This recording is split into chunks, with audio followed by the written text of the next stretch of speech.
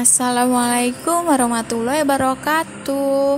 Nah, di video kali ini akan dibahas nih tentang obat batuk yang bebas gula dan juga bebas alkohol. Nah, jadinya halal 100% ya. Namanya adalah Siladec Mucolytic and Expectorant. Nah, jadi untuk batuk berdahak saja. Simak videonya sampai selesai ya.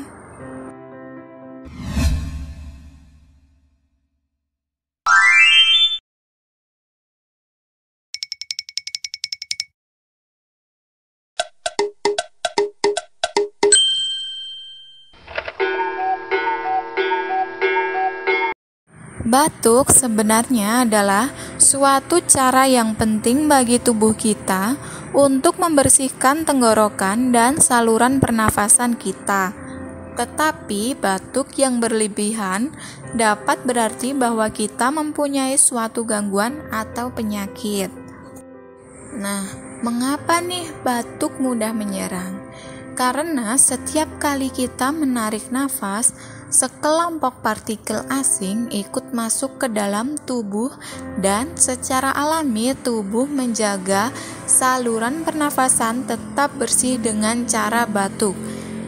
Jika daya tahan tubuh lemah, virus dan bakteri akan mudah menginfeksi saluran pernafasan bagian atas dan menimbulkan batuk. Batuk juga merupakan reaksi alergi akibat alergen yang tersebar di udara. Kebiasaan merokok atau menjadi perokok pasif, terpapar polusi udara, sinusitis, dan infeksi paru-paru seperti pneumonia dan bronkitis. Nah, Siladec tidak saja mampu menekan batuk hingga ke pusatnya, tapi juga merupakan sirup obat batuk yang bebas alkohol dan bebas gula, sehingga aman bagi penderita diabetes. Nah, Siladec ini diformulasikan di beberapa kelompok nih. Ada Siladec antitusif, Siladec mucolytic dan expectorant, Siladec cough and cold, Siladec DMP, dan Siladec flu.